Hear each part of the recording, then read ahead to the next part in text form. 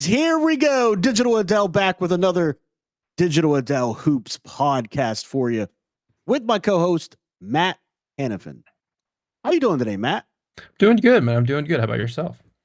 I mean, backstage, it was a mess 2 seconds ago. But I'm doing great now, man. We're here to talk NBA rookies only. And today we're going to talk the Detroit Pistons rookies and the Golden State Warriors rookies. Now you're thinking to yourself, who the heck did Detroit even draft? We're here to tell you. So we're going to start with the Detroit Pistons. I mean, before we get into the rookie, I just think they're going to be a much improved basketball team next season.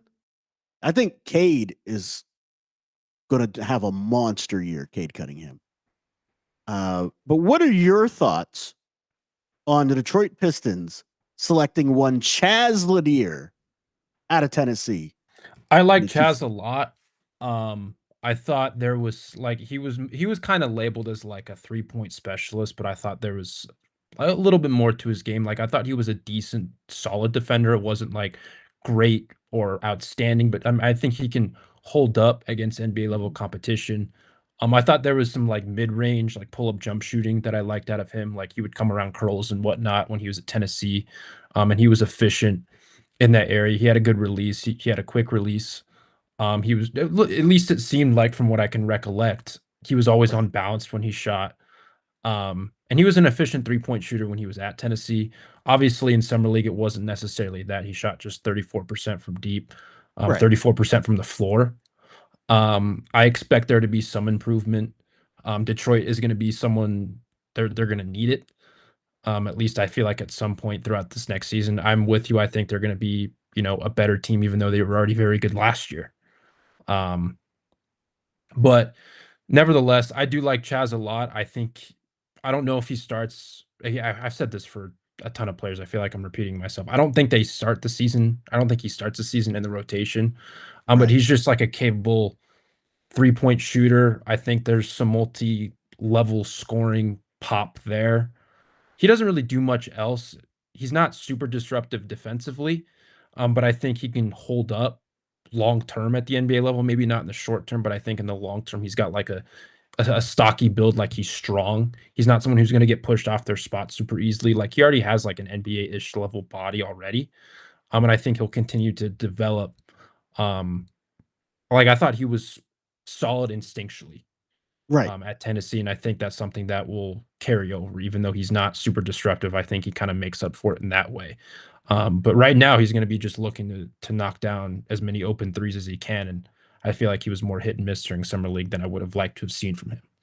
Yeah, absolutely. And the thing that stood out to me during the evaluation process for Chaz Lanier was the fact that he had an NBA ready body already. And whenever you're a senior, I mean, that's what you expect out of guys that have had, that many years removed out of high school where they can really work on their game and focus on their game and play basketball a lot more. I mean, it's college. You still got to somewhat go to class as an athlete, but these guys kind of focus on the game a lot more than said that they did in high school.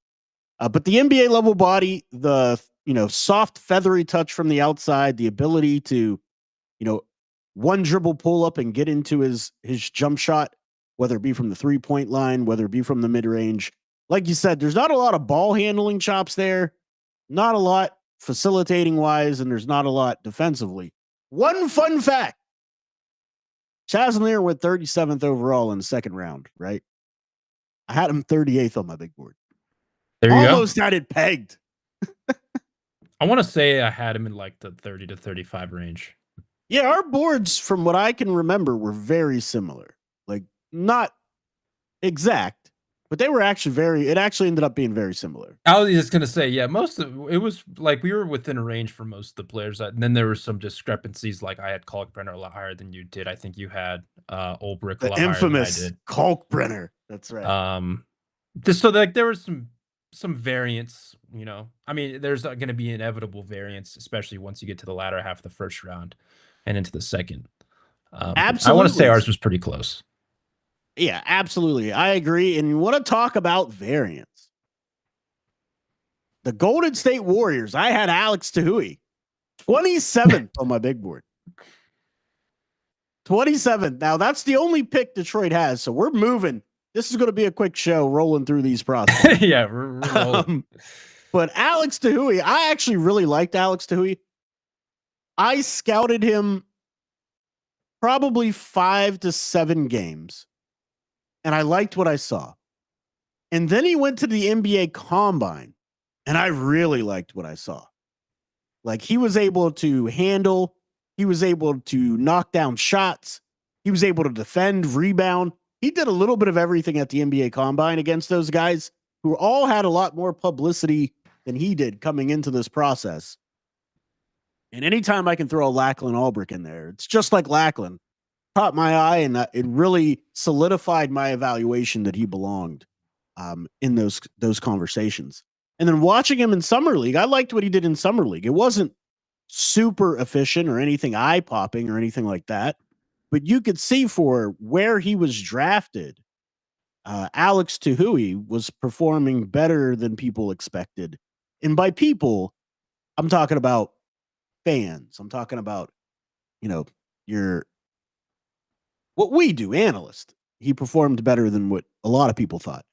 He got drafted 52nd and went to the Warriors, but I think he's a much better player than that. Like I said, I had him 27th. Does that mean next season he's going to step in and be this great player? No. It's going to take some time. He's going to need to develop. He's a little stiff. He's going to have to work on his flexibility, and he's going to have to get much stronger. And that's his core strength. He doesn't have to look like Hercules, but he's going to have to get that core strength better. But what were your thoughts on Alex Tahui? I was underwhelmed in summer Yeah. league. Like, I thought there was some struggles, and I was gonna mention, like, he just needs to get stronger. He needs to be more physical. That's Like, it. I do like what I saw in the combine. Right. And then the pre-draft, like of the little tape that I saw of him, I did like him. But like, it was Right. one of those things where I just thought he was a little bit overwhelmed relative to Yeah. the competition. And I do think there is something there long term. Right. I'm not gonna pinpoint his ceiling right now. Right. I think that'd be a little bit unfair for him. But like, I want him to be more efficient. I do think he's kind of like he's not great at one specific thing, but he's good in a No. lot of different things. Yep. And I think that's kind of what he will be. I think that's going to be his peak is like, I don't think he's outstanding in one specific skill, but I think that he's going to need to improve and get stronger so he's able to do those kinds of things like rebound, like defend, Right. ball handle a little bit, shoot a little bit. Like, he was very inefficient during summer. Super inefficient. So I don't, unless if you're willing to read the percentages, I'm not. They were like in the 20s. It was like 28%, Right. like 20 something odd It percent. was really Wasn't great. bad. And so again, I'm not going to say that his 6 game samples that's going to be indicative of his career or anything like that. I Right. think he's a much better player than what those numbers indicated. And they made him like a focal. Like, he wasn't like fitting a role on that summer league team. They were like feeding him and letting him handle and reading PNRs. Like, but that's a sign the organization thinks there's more there and they want to see what you can do right away. So I really like that. And I trust their developmental staff. Yes. Oh, absolutely. One of the best in the business. Yeah. And I know, like, depending on who you ask, people think highly. Some people may not think as highly as their developmental staff as others may. Right. I think I think they're a solid developmental organization. At least I think Kerr has proved that. But it's just, I think for him, it's going to take time at 21. Yeah, absolutely. And it's not like he's a super old prospect or anything. He's a young guy. He's got an NBA frame, 6'8", 223 pounds. He rebounds a little bit. He had like 3.4 rebounds. So even though his offense wasn't going the way you'd want, he was still finding ways to contribute. He averaged 1.4 steals per game as well. So he was finding a way to impact the game, even whenever a little bit out of NBA shape. Like, he wasn't in, he was in shape, but he wasn't in NBA shape. There's a difference.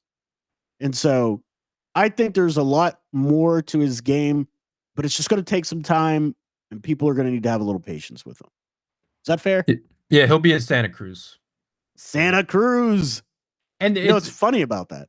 what? Because, Podjevsky, where'd he go to school? Santa Clara. Yeah. There you go. Yeah. Anyway. Did he ever play in Santa Clara? I don't know. That's a great question. I say that like the NBA level. I know what you mean. Right. Yeah, I don't know. That's actually a good question. And that would have been a good fun fact for Warriors Nation Radio. Yeah, I have no clue. We'll get back to you on that, people. Matt will. All right. But there's another draft pick that the Golden State Warriors had. And I know this is thrilling radio for everybody that listens to the podcast on iHeart, Spotify, everywhere podcasts are found, and all the good folks on YouTube. So don't forget to like and subscribe. This is thrilling stuff during the offseason, I know. We're going to talk Will Richard out of the University of Florida, the Gators, the world champions of college basketball. Actually, it's just national champions. They don't play the world. Is that just off topic? Like whenever you hear someone like the NBA champions be like the world champions, are you like completely out? It does annoy me. It annoys me. Does. Yeah. Because they're not world champions. Although it's the best basketball league. It's the best basketball league in the world. So I guess you could say they're world champions. That's where I'm at. But like college basketball, it's a national championship. It's not a world championship. Yeah. No, college, I get that. I was more so asking from like a pro sports because I remember that was a big topic. From pro sports, it's a little annoying, but at the same time, because it's the best league, yeah, I guess it's not as egregious, but at the same time, yeah, not technical. Right, not technically. Like you're not the world champion if you've only fought in America, for example. Like, yeah, my Brazilian jiu-jitsu in Texas, I'm the world champion. You've only fought in Texas. Like, have you fought any other people around the world? Maybe they're better. Who knows? Anyway. By the way, I just looked up. Brandon Pajemski has played one whole G League game in his career. Whoa! He went back to college. He's like Van Wilder. I don't know if it was on the road or at home, but in his rookie season, he played one whole game. He had 24 points, 7 rebounds, shot 10 of 18 from the floor, 3 of 5 from deep. He had 4 assists, no steals, no blocks, and 2 turnovers in 31 minutes. They play no defense in the G League. That is apparent. Good numbers, though. Good numbers. Josh Christopher agrees. I forgot. 1 of 1 from the free throw line. Wow. Not getting to the free throw line in the G League. Interesting. He's 100% from the free throw line. 100%. The greatest to ever do it. He's the GOAT. How do you feel about the multiple GOATs? Huh? How do you feel about the multiple GOAT conversation? Well, this is my GOAT. How do you feel about that? Mean, I don't have really any take on it, if I'm being completely honest. Take? No, okay. I mean, when we debate greatest of all time, it is subjective, but like I try to keep it in perspective.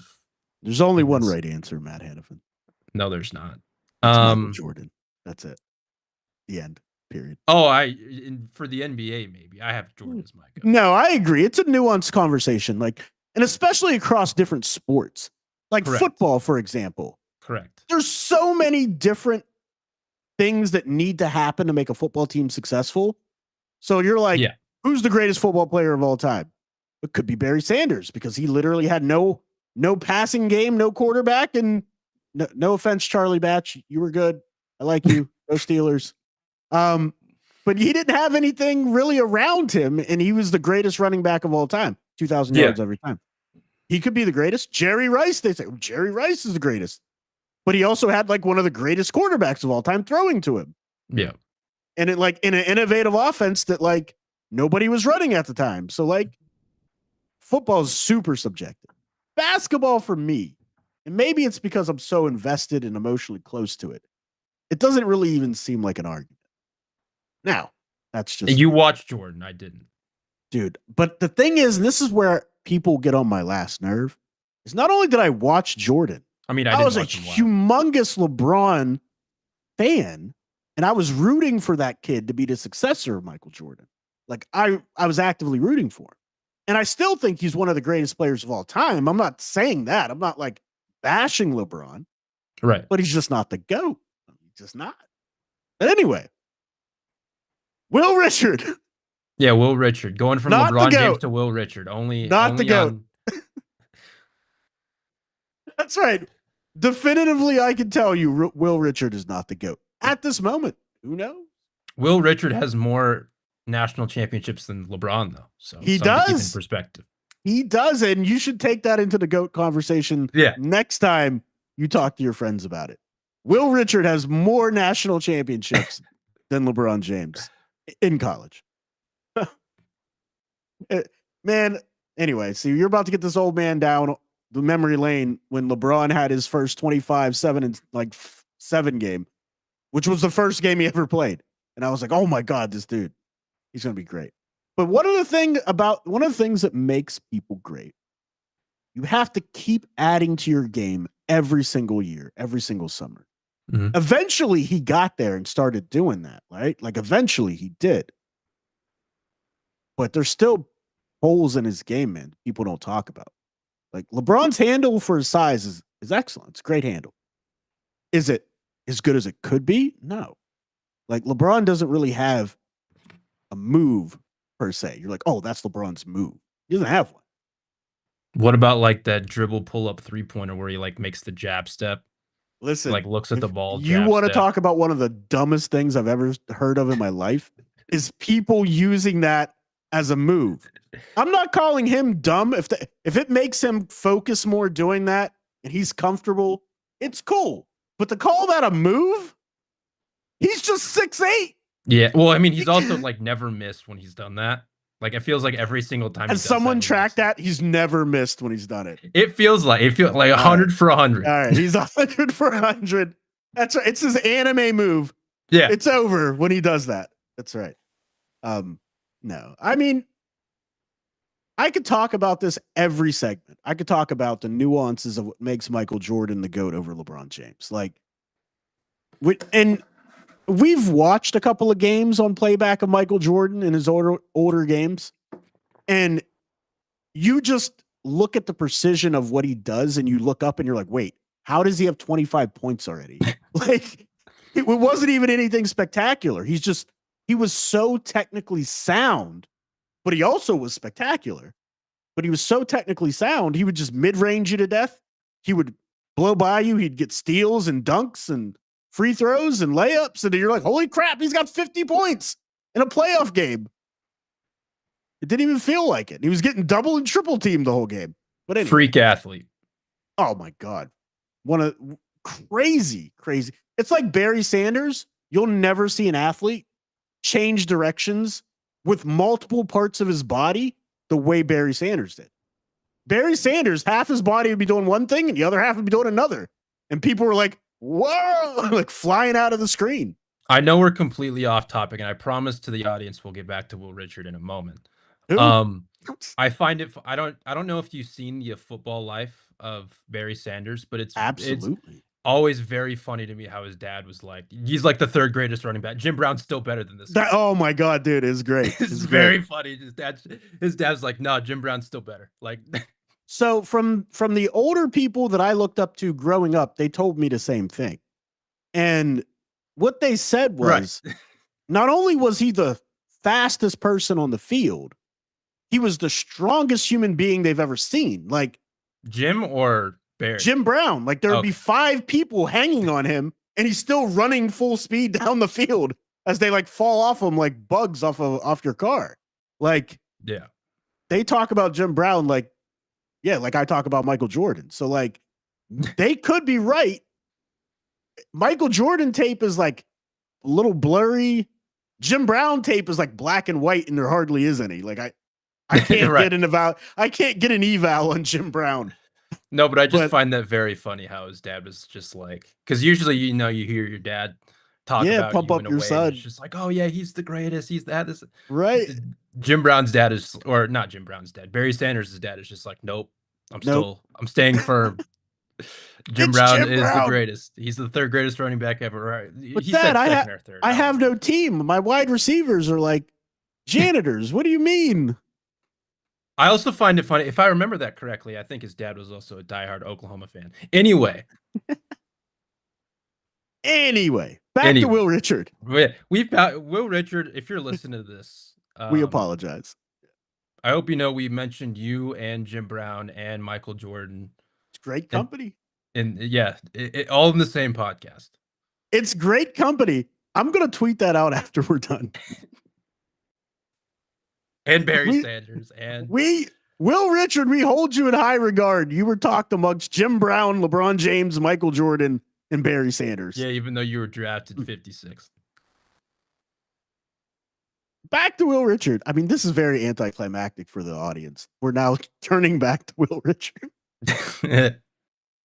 Maybe someone tuned in. They're a big Gator fan, a big Warriors fan. They're excited about Will Richard. The big Cleveland Browns, Detroit Lions. That's right. That's right. I mean, modern day Cleveland Browns trash. Yeah.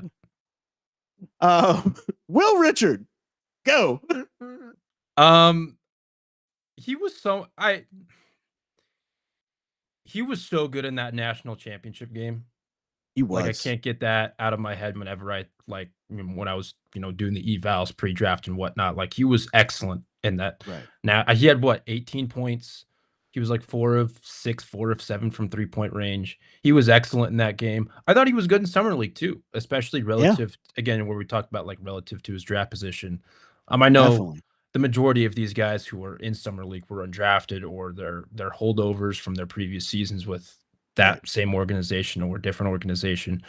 But I thought he was good in summer league, even though he didn't shoot the ball well. He's more so like a 3-and-D kind of a player, but he was also someone who has an NBA ready body.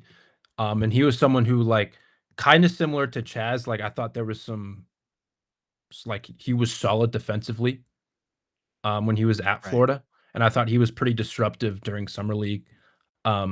He's more of like a streaky shooter though. Right. At least that's from what I can recall from him in college. I think his release is fine. But he's more of like a streaky shooter-ish type player.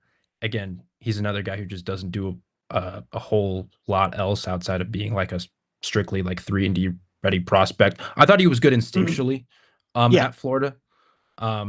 Like he's got very good instincts lateral. Like he's got good lateral mobility. Right. He's pretty disruptive, like good coordination, pretty disruptive with his hands. But other than that, like he's not really that good of a rebounder. He's not someone who's you're gonna rely on to have ball handling duties or anything like that, or at least right away at the NBA level. So that's kind of gonna be his role in Golden State when he's with Golden State. But I think there's something where like he can be like a solid role player long term. Yeah, I think he can fit a role, and that's going to be the key. And he's going to have to improve his 3-point shooting because it's not nearly consistent enough. Like, that's it's the not. problem. He was 20%, 21% during summer league. He's 22.2%. Yeah, his last year at Florida, he was 36%. But that was kind of up and down throughout his college career. He started his career at Belmont, played 3 years at Florida. He was kind of up and down in the mid 30s there. Shot 36%, 35.5 for his career. On decent volume, 5 attempts per game. Absolutely. But he's gonna need to be more consistent, to your point. He does, and because he's only 6'4", 206. Now 6'4" is not small, but when you're in that like pace and space type system that they run in Golden State, he's going to have to really be able to knock down those perimeter shots to keep the floor spaced, because he's not going to be an on-ball creator type. That's just not going to be what he does. Even though, like you said, he went 4 for 4 in a national championship game, so it does show he comes up clutch in big moments. He's just going to have to definitely be more consistent. I like his quickness. I like how he reads passing lanes. I like how he navigates screens.